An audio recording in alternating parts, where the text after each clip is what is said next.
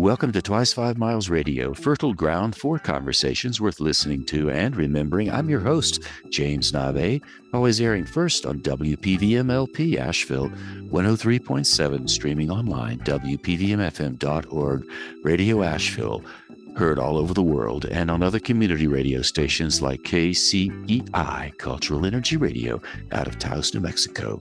Thank you, Walter Parks, for our theme song, walterparks.com for more on Walter's music, and thank you, Devine Dial, for managing WPVM-FM, and Robin Collier for doing the same, KCEI, Cultural Energy Radio, in Taos. And if you would like to reach me, Navé at jamesnavé.com. Navé is spelled N-A-V-E. So today, I have a guest whom I've known for quite a while. Her name is Erinn Hartley. Erinn is the executive director of Leaf Global Arts.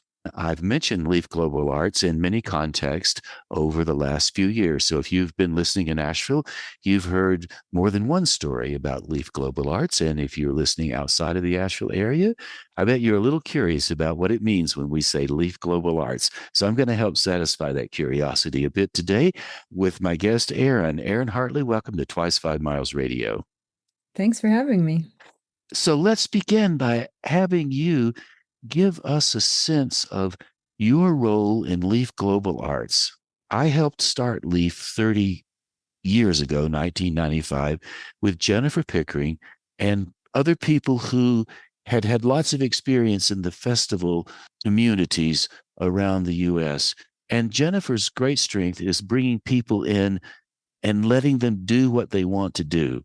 So you are playing a role that a lot of us have played. So tell us about what your role is at Leaf Global Arts, why you're there, why you're so enthusiastic about it, and what you are all about. The present day, Jennifer and I sort of divide and conquer. I really focus on the internal operations and working with the staff and lifting up the leadership within the organization. And Jennifer focuses a lot on connecting with members and donors and partners in the community. And we both flow into each of those things, but that's sort of the very basic division. But I come to Leaf in sort of a long, unusual trajectory. I moved to the Asheville area about almost 18 years ago now, actually. And I was a freelance artist working mostly in theater. My background in theater is a little bit of a Renaissance person, jack of all trades. You know, I direct and act, but I also did a lot of work in the tech world and sort of made my way as a scenic artist and a muralist, somebody who paints really large scale stuff.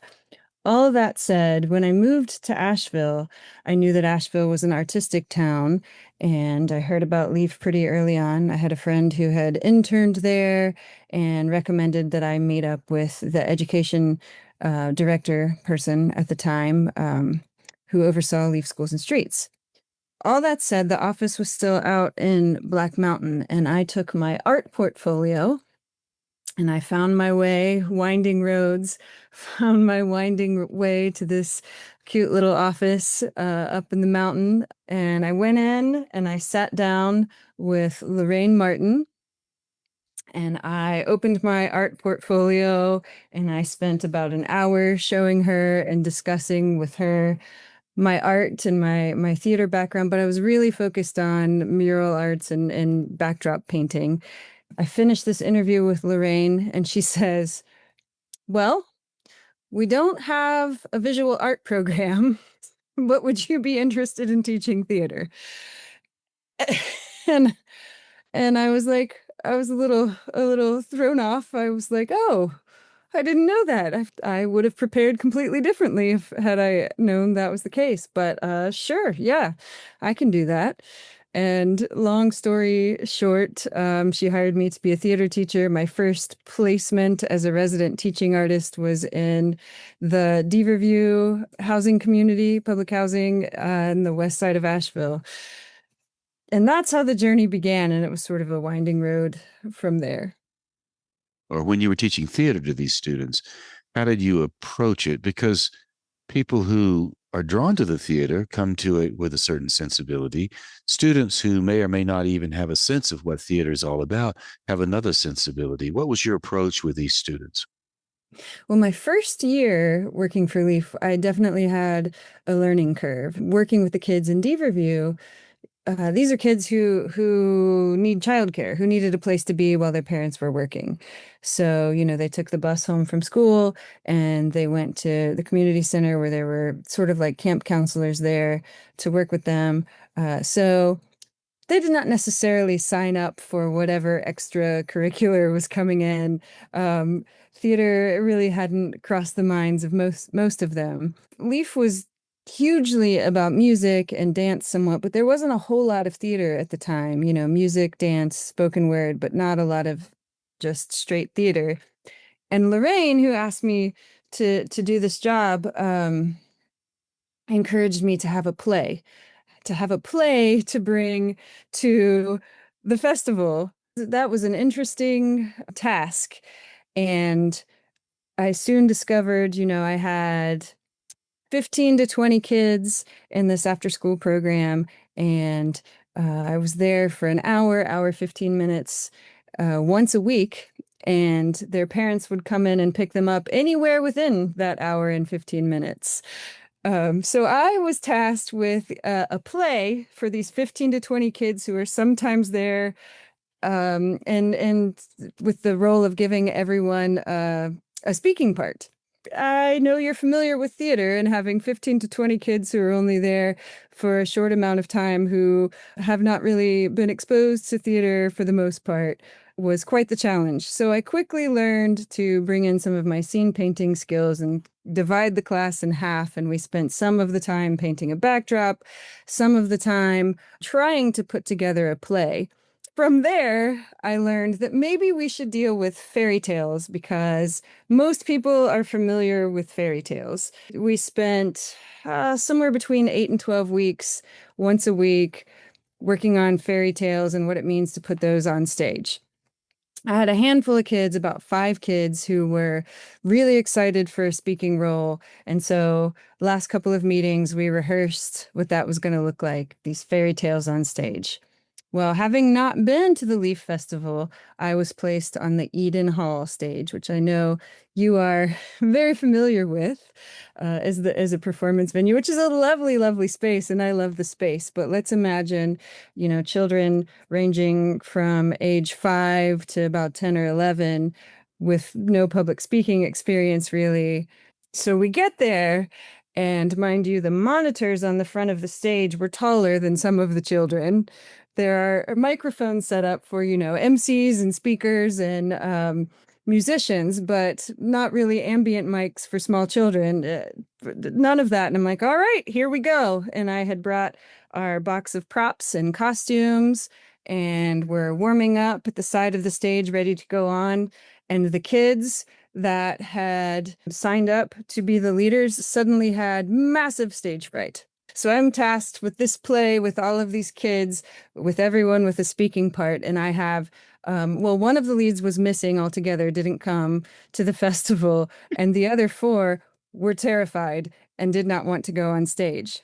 Now, some of the shy kids who had been working primarily on the painting and were not very interested in the speaking part are suddenly very excited to be on stage. So they see these speakers and these microphones and a chance to be in front of people in a way that they hadn't imagined. So these kids who had never rehearsed, who sort of, I shouldn't say never rehearsed, but certainly hadn't rehearsed carrying the show, decide that they want to be the leads and fill in for these kids who are afraid to go on the stage. Let me just say how this worked. I ended up being on a microphone in the corner, literally changing hats, playing multiple characters, guiding. It was a one-woman show with some cute kids standing on stage saying some cute things that may or may not have matched. It was a fun time. But I learned a lot, and I never again taught theater in that way for Leaf Global Arts. Oh my gosh, Erinn, that is a terrific, entertaining story in itself. I can see all those poor little kids on the stage trying to figure it out. And I've been on that stage many, many times, and I know Eden Hall very well. So I get your point. I'm wondering, you said you learned a lot. What did that experience teach you, and how did it connect you even more deeply to the Leaf Global Arts momentum? I mean, I think I pretty quickly knew that so much was about the process, the experience. While I think it is beautiful and lovely that we give kids opportunity to be the rock stars and be the star performers just like any other main stage performer, so much of what happens behind the scenes and in the weeks leading up to the festival or the retreat, and building relationships with kids and people in the community, really just getting them acquainted with different cultures from around the world and different ways of thinking and different types of, yeah, I went from trying to tell a story based on fairy tales to really learning to listen and listen to what the kids were excited about, and then be able to guide them through improvisation and how to tell their own story, and a whole different approach. I learned a whole lot in those early years. It's an interesting idea to think that dreams do come true, even though the dreams tend to come true in their own fashion, maybe not exactly like you thought they would. Certainly. Yeah. Did any of these young people go on to do anything beyond what you taught them theatrically? Have you kept up with any of them? And if not those students, other students you've worked with or know of who have gone on to do things beyond just the beginnings of what Leaf taught in the schools and streets? Sure. I mean, I think our early model wasn't really set up for us to follow the kids for many, many years, although, by happenstance we might reconnect with them in a different type of class or residency down the road. But one of my favorite things, having been here in Asheville for almost 18 years, is being in the grocery store, minding my own business, looking at the cereal aisle, and then hearing this really deep voice behind me. Hello, Miss Erinn. And I turn around and look up, and there is this very tall, grown young man who says, and I'm looking and I'm trying, they look familiar and I'm trying to place it. And they're like, I had you in a Leaf residency when I was little. And that happens pretty frequently. I've learned that that's what's coming when I hear, these young people reach out and say, Miss Erinn. There's so often I had them in a once off residency years and years and years ago. But as I've grown in the organization and gotten deeper in different ways, I get to hear a lot of different people's stories. One of the main parts of my role now are to teach teachers. So, we provide professional development for K through 12 teachers. And I have so many teachers with stories of their students and how they've watched their students grow and change from a residency. And one of my favorite teachers, Beth Myers, she's a kindergarten teacher. And her daughter had a Leaf residency and went on to college and became a music educator, not through her music classes in the school, but because of her experience with global music through Leaf and someone visiting her fifth grade classroom. As you're telling these stories, and I'm remembering some of my own and seeing people who were on the Poetry Slam youth stage, showing up on the stages at Leaf and going from there, or remembering the little ones who sat in the front row at the Poetry Slam at Eden Hall, and then they show up later and say, oh, I was inspired to become a writer. I'm a journalist because I saw the Leaf Poetry Slam. So I know that there's a lot of that around. One of the things that we haven't really touched on very much in this conversation, and I'm glad to say that we haven't yet, we haven't really touched that much on the Leaf Festival. Now, where I'm headed with this, people who are listening in Asheville and they know the Leaf Festival, people who are listening outside of Asheville, they're maybe familiar if they've listened to the show before.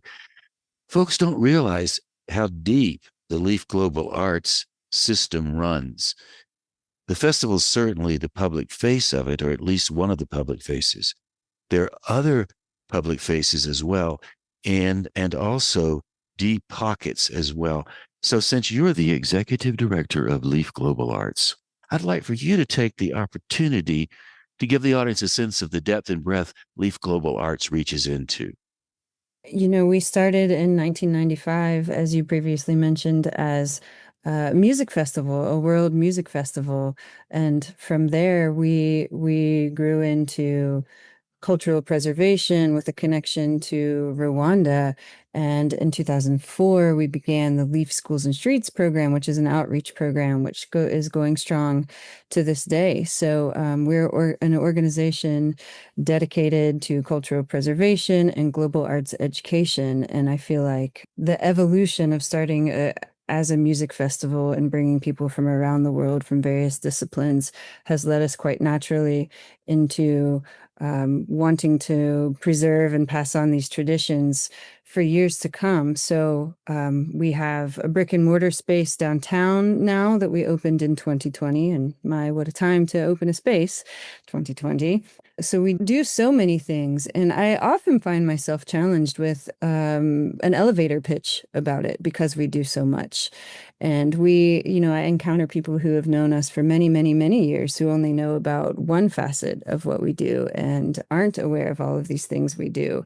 Yeah, so I think that's a place where we're still learning and growing how to tell our story. So I appreciate this opportunity to be able to talk about it. Leaf in Schools and Streets. Love the name. It's been around for a long time, and it does have great momentum. Go a little bit deeper into what that means. Where are the schools? Where are the streets? How does it play out? What's the range? How does it work? Sure. Well, Leaf Schools and Streets, sort of like it sounds, we have education programs that happen in public schools, charter schools, even homeschools sometimes. But we really started where the streets part come from. We really started in public housing. We started by bringing arts. We started by bringing the arts to places to give people easier access and easier connection to the arts by coming to them. From there, we spread out into after-school programs, community centers. We eventually partnered with the Kennedy Center in DC as a partners in education, which made us a direct partner with Buncombe County Schools. We've been in the Asheville City Schools, and now we're reaching out. We're in Henderson County and Madison County, and sometimes we do residencies in Atlanta. So it's really just grown from that very first residency in the Klondike neighborhood. And the schools, do they range from kindergarten all the way through secondary? What about colleges? All of it. Yep. In fact, I would say pre-K to college. We have a roster of about 30 resident teaching artists who live in the area, but we also bring in about, depending on the time of year, 8 to 12 groups or visiting teaching artists such as yourself. Education all year round, all of the time. Give me some examples or stories of a couple of teachers you have who work in the schools, and what kind of impact have they had on the students? And I know that sometimes the students get a chance to come to be on the big stages at the Leaf Festival and the Leaf Retreat. Tell us a little more about how people develop that, and these people who come and teach, what kind of qualifications do they have, and how do you choose the artist that teaches? Certainly. So, to be a Leaf resident teaching artist, we're looking for someone who excels in their art form, but also excels as an educator. As we know, you can be a fantastic performer and not necessarily a fantastic teacher, or a fantastic teacher and not so great at the other pieces of performance. So, we're really looking at someone who has both of those qualities pretty strongly and equally. You asked to tell you about one of the teaching artists, and I think I will share about Adama Dembele, because he and I started at we both started the same year. So we've been around for quite some time, and we're still around. And as a part of our other roles, we still teach because that is our heart, that is our foundation. But Adama comes from Ivory Coast, West Africa, and his family is both from Ivory Coast and Mali. So he teaches music traditions from West Africa. He is a 33rd generation. Just take a minute and try to understand what 33 generations of a musician and storyteller, what does that mean? I can, sometimes it's hard to fathom 33 years, let alone 33 generations. He brings such deep and rich cultural experience. And he teaches, sometimes he will teach a week-long residency in a school. Sometimes he'll teach once a week after school, always not just teaching percussion and rhythm, but teaching story and culture. And I would say the majority of our teaching artists are people who can bring that sort of depth to their art form. And you asked how people get the opportunity to come and perform at the festival. After almost every residency, up to 30 children are invited to come and perform with a teaching artist that they've worked with. 30 children and their families. So they get to come for free and experience the festival. And the kids get to be on stage, just like any main stage performer. They get the whole full rock star treatment. They get the performer lanyard and the like VIP access to certain things. And we try to really give them that experience because we know that these are the people who are gonna to carry us on in the future. What are some of the reports from the field of the students who show up and get this VIP treatment? Now, you've already told us one story about the ones who got a little stage fright, but then the others who were standing in the background stepped forward because they liked the stage. A couple of other stories about students who have come and how that's changed them. Sure. I will say, especially since having our brick and mortar space, that has given us an opportunity more so than in the past to have a student who returns year after year after year after year. So now we have a lot of these leaf babies who came as a shy student in a large group could stand at the microphone but sort of whisper into it, to people who are boisterous, loud, exciting spokespeople for the other kids on stage, kids who now MC, who now speak on panels and tell their story. I once worked with a young man who I had him for 3 years in middle school. And the first year I worked with him, I would show up at the school and he would be the kid that did not want to participate. In fact, he would be so angry about it that he would often sit in the corner with his arms crossed and tears in his eyes. Every once in a while, begrudgingly participate for a few minutes. And then I came back the next year, and it was a little bit of the same, but a little more sass than tears, some resistance, but some like, oh, I know how to do this. I know. And then third year, kid is taking a stand as a leader. He's someone I might call a class clown, but he went from shy and tears and resistance to a class clown and a leader and someone I had to sort of wrangle in. So eventually he became an assistant in the class. Um, and then from there, he found me teaching community classes and came to participate in classes in the community. And he was working toward being a comedian. I finally got in touch with his mother and learned a little bit more about his story. You know, at the time when I met him, when he was in sixth grade, the kid with his arms crossed and crying in the corner, his parents were going through a terrible divorce. He was there, he was listening, he was there at every class, whether he was participating or not, but he was going through a hard time at home, but he stuck with it year after year, and then came and found me and then was working on being a comedian. And then he went on to college to participate in the arts. I used to run into his mom periodically. I haven't heard from her in a while. I imagine he's probably finishing his college years or has finished his college years now, but I know that theater was a big part of what he did. That's a perfect story. And Yeah. there are many of them like that. But yeah, that's very clean story. And I know other people have reported to me experiences they've had with Leaf, and the same report holds true for them as well. Let me shift just a little bit from the local Leaf in schools and streets and build this out a bit more and ask you to give our listeners a sense of the global reach that Leaf has, because I know Leaf works locally and you touch a lot of people in Buncombe County, Madison County, Haywood County, the counties around. You also have Leaf Global Outreach, the Culture Keeper programs in different countries. So could you give the listeners a sense of the range that Leaf has in other countries? Certainly. So Currently, we have 16 different programs in 10 different countries. Most of these countries are in Central or South America or Africa.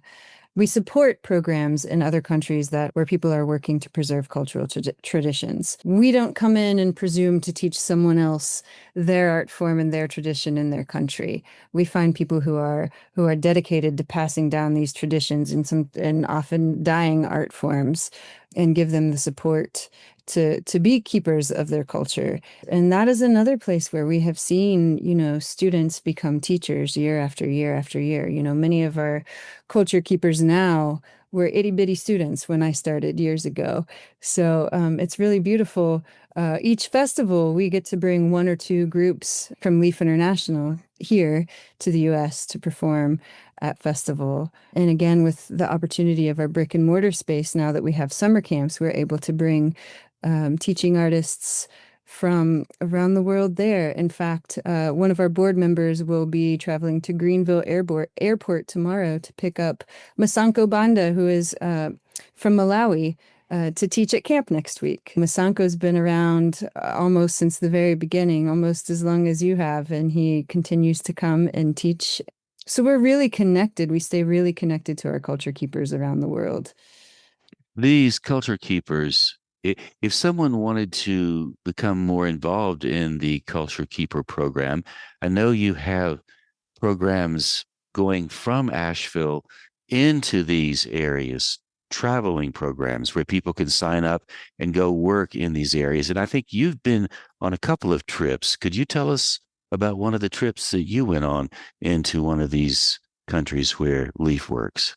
I've been on two in my time, and we call these cultural expeditions. So it's an opportunity for staff and teaching artists and also community members to go as a group and experience these programs. And the first one I went to was in Guatemala. We partner with a program in El Tejar, and I visited the music program, and I was able to, in very broken, rudimentary Spanish, teach some theater classes and observe some music classes. And, I got to eat lunch with the kids and families and stay in a host home and paint the music school. And when I was talking about some of these itty bitty kids that are now teachers, some of these kids were the kids in my mind who now come and share their traditions and perform at festivals.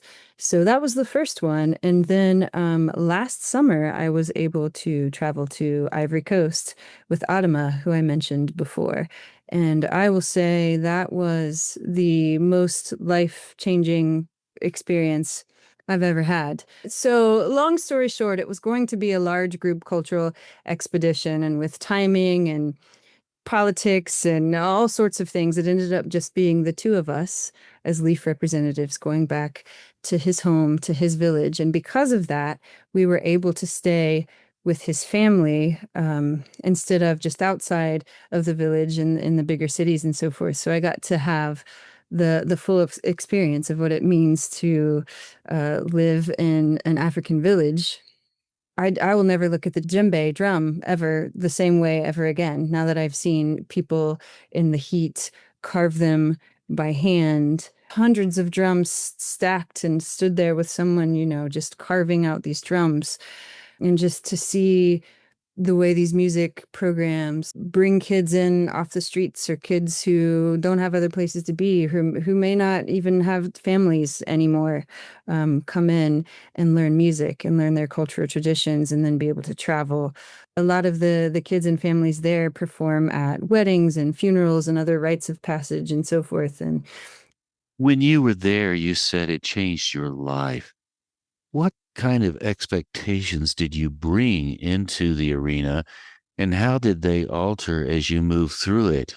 Some examples of something that surprised you, stuck with you, and changed you. the way of life is so vastly different. I've traveled and I experienced life in Guatemala, which, there's some extreme poverty, especially among indigenous cultures there. But being in West Africa, was so vastly different than anything I had ever experienced. I don't know that I could have ever fully prepared myself for that. To be in places with no electricity, some running water. Of course, we couldn't drink the water. One of the things that really stuck with me, there's no trash service. So, you have a piece of trash and you just drop it. People who live there, you drink a bag of water and then you just drop the plastic on the ground. The ground is this rough and winding dirt, but you can't take a step without stepping on an old tire or just trash everywhere. And to be able to see how people have come in from Europe or Asia and have made the cost of living impossible for some of the people who are native there. So you see these big buildings that have air conditioning. That might be a group of French people or a group of people from Asia, or only a place where wealthier tourists can go. And none of the people that live there have access to these spaces. Being able to experience the daily life without the conveniences that we're used to. Food comes from animals that were killed that day. We experienced a big family reunion because we were there. And, we got to hang out with the goat that was dinner for a day. Goat was tied to the wall of the compound. It's not like houses like we think of. It's all sort of open air and tarps and so forth. And the goat was there, and then later slaughtered in our dishes in front of us. And I think, it just forces you to experience life and the preciousness of life and understand how many people work in a very different way than we do here. When you return from that journey, how did it affect the way you manage the staff you have at Leaf Global Arts and how you do and how you do the creative parts of your job?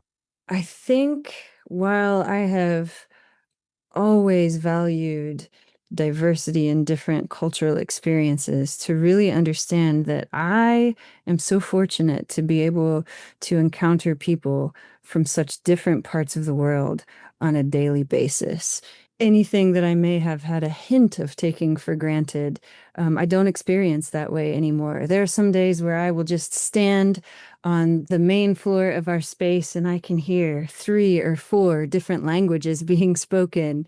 And it brings tears to my eyes just to know how lucky we are to be able to have that sort of experience. Asheville is pretty homogenous, and places where there are pockets of rich culture pretty separate from others. And that is not how I walk through my life because of Leaf. That is not the experience I get to have or my children get to have. I am so grateful for that. You're bringing up something important here. You mentioned the 3 languages at the Leaf Global Arts downtown place on Eagle Street. You have talked about how you went on your trip with Ottoman and then also to Guatemala with other groups. You are never alone in this organization. Give us a sense of the people who work in the organization and how it's structured. This isn't done by 2 or 3 people. You and Jennifer don't just get together in the coffee shop and plan this. It's a well-organized nonprofit organization. So could you give us a sense of how that works on a daily basis and how in your leadership role, you're responsible for making all of these elements play out? And the reason I'm asking is because I want people listening to get a sense of the size of it and why it works so well. So I would say, even though we put on these festivals that can have about 6,000 people at them, our core year-round team is about 9 people. There are 3 of us who work full-time, and then 6 of us who work part-time or three-quarter time, and then this team of about 30 resident teaching artists. And then for our bigger signature events, we bring on lots and lots of volunteers or event staff, sometimes upwards 200 or more. So it really kind of depends on the time of year and the way you look at it. But really behind the scenes, there are 9 of us. It's the middle of the summer now, and we are deep in the planning for our October festival. You know, people are in daily contact with headliners and agents and groups from around the world. All the while, downstairs from our headquarters, we have summer camps and camp counselors who are, you know, our summer staff, a lot of them who are college students who have come home for the summer, taking care of about 20 kids downstairs. So it's a well-oiled machine with lots of moving parts at all times. Would you give us the names of the people you work with just so we can mention them and give them some credit and the roles that they play in the organization? Is that something you could do? Yes, I can do that. So you've mentioned Jennifer Pickering and myself. Cherie Shavdarav is our global engagement director. So she runs the international programs and the Culture Keepers, very similar to how Leaf Schools and Streets is run here in the States. And Cherie is one of the OGs, like Adama and I. She's been around for many, many years. So yeah, really important and crucial and a rich history that she carries with us. In fact, and this is a bit of a tangent, because of Cherie's work both with Leaf and a little bit with the United Nations, she is now a dual citizen here and in Rwanda. So just a fun tidbit of where Leaf can take you and how it can change the trajectory of your life. And the other folks that are involved as well? There are many. Kyrie Antoinette is our main person who does the booking for the performers at the festival and retreat and some of our other larger events. And Melissa McKinney is sort of her right-hand woman doing some of the local and regional booking for things that happen a little closer and year-round. And she also oversees the education programs now. So her title is Director of Programming and Outreach. And Adama, who began as a teaching artist, now works as a cultural ambassador and is one of our core team. We have Natasha Leitner, and she's our engagement director and marketing coordinator. So she sort of holds all of those pieces of storytelling together, you know, does a lot of outreach with members and so forth. We have Heather Dyfel, who's our development director. Her work is super crucial to our organization because she is the one who's seeking out grants and applying and doing reports and so forth. We have Darian Blaine, who has a lovely story, starting out as a very young person performer who is now on staff and does a lot of our customer service, along with Chelsea Spencer, who does customer service and operations, and Lee Maher, who's our event director. And he was our CFO for many, many years, and he's back in as an interim CFO, but will always be a part of us in one way or another, primarily keeping those events going strong. We just hired Megan Worrell, who is our admin assistant, and she's been going to Leave for 15 years and has joined our team. There are a lot of us. There certainly are a lot, and I know many, many others as well. I just wanted to get an opportunity to hear some of the names to give people a sense of Leaf's reach and how much commitment exists out there with the people you've named and as well as the people who are surrounding Leaf and doing all kinds of work. Let's turn our attention now as we move toward the end of our time together to the Leaf Festival that's coming up in October. This is the 30th anniversary festival, even though it's been going on. This is the 30th anniversary festival. So tell us a bit about what you're planning for the 30th anniversary and what's going on. How's the planning going? Well, the planning is going well. You know, it's been interesting to get to this 30th in that we lost our October festival last year due to Hurricane Helene. So it's been a bit of non-traditional booking as well. So many of those artists that were booked to be with the festival, us in the 2024 festival, have been moved to either this festival or next May. So there's a little bit of putting together a puzzle and making sure we have a balance of people from many different cultures around the world and are honoring those artists with whom we had contracts with before. But I also could ask you in this 30th year, we are going to publish a book that you and Jennifer are working on, Live Life Like a Festival. So maybe you could tell us a little bit about your perspective. Live Life Like a Festival is the theme of the book Jennifer, Lauren, our book designer, and I are working on. And we are moving in the direction of the 30th anniversary and beyond that. So the idea of Live Life Like a Festival comes from many conversations Jennifer and I have had over the years. And so often she would say to me, I just want to live life like a festival. And it emerged as a theme in her life without much effort. I'm just going to live life like a festival. So this work that we're doing now, putting this together, it's really going to be a book that contains the spirit of all of the Leaf festivals and all of the Leaf work that people have been doing for the last 30 years. Might be asking, how would we possibly do that? Well, we're not going to get it all in, but we're going to get a sense of it. The book will be driven with photographs, and the text will support the photographs. So when we're working on the book, we're constantly thinking about how to put that festive sensibility into each page. The main idea for this book is to create an opportunity for people to use it as a workbook. Not only will we report how people have lived their lives like festivals and allowed the festival sensibility to inform their lives, we are going to create a book that will allow people to use it as a way of informing the way they approach their lives from a festive point of view, realizing life isn't always a festival. Life presents trouble as well as joy. So we're creating this opportunity for people to use the Leaf sensibilities as a way of navigating their lives outside of the Leaf Global Arts communities, or another way of putting it, expanding the Leaf Global Arts sensibility into as many realms as we possibly can. So that's what we're all about. So we're interviewing people. This conversation you and I are having will be part of that book. The information that you've been giving me about Leaf in Schools and Streets and how you came to it and how it's grown and all the people who are doing all of this work. It's a beautiful quilted collage of opportunities for people to give their information out, to give their stories, as well as to offer their stories as inspiration for others. And we're tying it back to the Black Mountain College experience.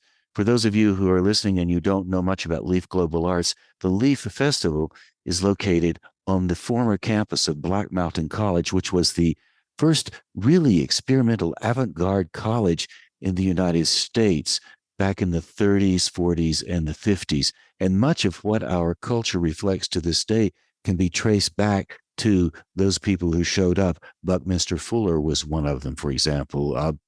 Albert Einstein drifted through, and all kinds of intellectuals were there as well. So we're building out Live Life Like a Festival around all of the Leaf experiences over the past 30 years, reflecting back on the inspiration that Black Mountain College brought onto the land in the 30s, 40s, and the 50s. We're also discovering that Leaf Global Arts, as an educational institution, is almost like a university without the students being admitted in the traditional way students get admitted to universities. You can come and have a deep, fantastic, even rigorous cultural experience within the Leaf Global Arts community and leave fully transformed, as you described your trip to Côte d'Ivoire with Adama. So that's what we're up to with Leaf Global Arts, to live life like a festival book. Yes. And I was very excited when Jennifer reached out to me a few days ago to ask me about music, about which artists have performed at festivals that would be a good setup for the section about Leaf Schools and Streets. So I hear that you're incorporating live music with each chapter as well. We are, and what we plan to do with this book, I mean, a book is a book. It sits on the table and maybe you open it, maybe you don't, right? It will be beautiful. So even if it's not open and it's on your table, it'll be a nice addition to the living room or the kitchen or wherever it sits. This book will become the foundation for offering much of this within the digital space as well. So there are many delivery systems we can plug this book into. Not only will it be a book that will teach people how to live life like a festival, it will also be a tool we can use for the teaching artist to work with in their programs. So there will be much information in this book, information about writing, about dance, about all of the other art forms, poetry, performance, music, and the sensibilities of the Leaf philosophy, which is Leaf love, love life, live life like a festival, acknowledging the tough parts. I always like to bring that in. It's not always a festival, but when you have that festive sensibility, you're able to accommodate the heavier lifting when it comes along and make people's lives a little easier, even while the heavy lifting is going on. Yes. So you're creating a living history that will carry us into the future. And the living history will be lived out with the people who come in contact with the book. So the book comes alive within the heartbeats of all the people who encounter it. And that is the Leaf way, I believe. You said it. Erinn, do you have anything you'd like to say before we close? For example, if somebody would like to become more involved in the Leaf experience, how would they go about doing that? What kind of roles can they play? What kind of doors are open for people? Well, you can find most information at theleaf.org, THELEAF.org. But our festivals run largely on a work exchange program. So if you want to give a few hours to be able to come to the festival for free and bring your family, that is a great way to plug in and get involved and get to know more. And also feel free to stop by anytime the doors are open at 19 Eagle Street, downtown Asheville. And one of our most regular events that brings things together is every Saturday from 12 to 2, we have the Yala Cultural Tour, which is led by Adama. And he shares about his West African traditions, and you get to learn to play some music. Erinn Hartley, thank you for taking the time to be with us on Twice 5 Miles Radio. I always learn a lot when I talk about Leaf Global Arts with other people who are involved. And so thank you for giving me some insight today. I really appreciate it. And thank you so much for your time. And there you go, my friends. Thus concludes my conversation with Erinn Hartley, Executive Director of Leaf Global Arts. You might be interested in knowing that our book, Live Life Like a Festival, has a publisher, Grace Point Publishing, out of Colorado Springs. The website is gracepointpublishing.com. The owner of Grace Point Publishing, Michelle Vanderpass, was recently on Twice 5 Miles Radio. I mentioned Grace Point Publishing because if you're a writer and you're considering having your manuscript published, Grace Point Publishing is a good place to go to get more information on how that is done. Michelle Vanderpass is working with Jennifer, Lauren, and me on developing Live Life Like a Festival. We've already compiled most of the information we need to put in the book. Now we're focusing on how to organize it, design it, interior, exterior, all those things that go into making a book happen. We're still compiling a lot of the information and stories, especially stories from people who have had a Leaf Global Arts experience, like at the Leaf Festival. So if you happen to be listening to this show and you've attended a Leaf Global Arts event, the Leaf Festival, the Leaf Retreat, or you've had an experience at the Leaf Global Arts Downtown Center on Eagle Street, if you have any stories at all, we would love to hear them. You can reach me, Navé, at jamesnavé.com. And if we're not able to fit your story into the book, we will fit it into our social media expressions as we go forward with Live Life Like a Festival, getting it out into the world so people can add our book, Live Life Like a Festival, to the mix of their lives as they go through their days. So here's a question you might be asking yourself right now. The question, of course, is, what kind of practical applications will Live Life Like a Festival offer me? Excellent question. Here's an answer. Our book, Live Life Like a Festival, will give you permission to bring a greater sense of humor into your everyday life. It will give you a greater sense of personal authority on how to say yes to those things that you really would like to do creatively. It will give you an inventory of possibilities that you can participate in creatively that you may not have thought of. It will also give you a sense of your creative range, which you may have discounted in the past. It will also help you look through a festive lens as you experience the business of everyday life. For example, if you're walking along or driving along and some little voice inside of you says, look to the right, and you look over to the right and you see something curious.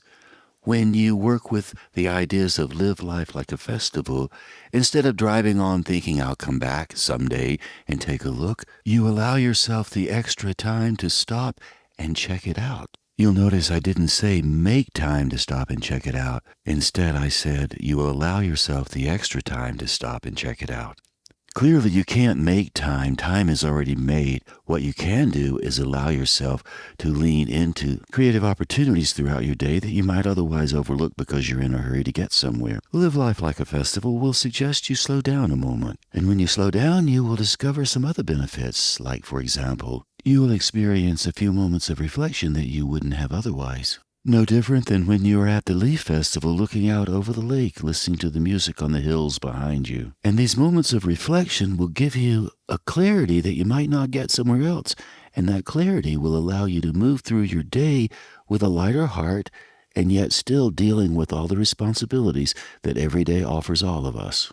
So as I close, I would like to recite a poem for you written by Edgar Lee Masters from his book, Spoon River Anthology, and it speaks to how one can approach living life like a festival on a very simple level. The poem is titled Fiddler Jones. The earth keeps some vibration going there in your heart, and that is you. And if the people find you can fiddle, why, fiddle you must for all your life. What do you see? A harvest of clover, or a meadow to walk through to the river? The wind's in the corn. You rub your hands for beeves hereafter ready for market, or else you hear the rustle of skirts, like the girls when dancing at Little Grove. To Cooney Potter, a pillar of dust or whirling leaves meant ruinous drought. They looked to me like Redhead Sammy stepping it off to Tooralura. How could I till my 40 acres, not to speak of getting more, with a medley of horns, bassoons, and piccolos stirred in my brain by crows and robins and the creak of a windmill? Only these? And I never started to plow in my life that someone did not stop in the road and take me away to a dance or picnic. I ended up with 40 acres. I ended up with a broken fiddle and a broken laugh and 1,000 memories and not a single regret. And that was Fiddler Jones, living life like a festival. Poor Cooney Potter, when he heard the rustle of leaves, he thought of the drought coming and his herd dying. Fiddler Jones, on the other hand, he could hear people dancing at Little Grove. There's a way to look at life, and living life like a festival suggests you can look at life the way Fiddler Jones looked at his life, not the way Cooney Potter did.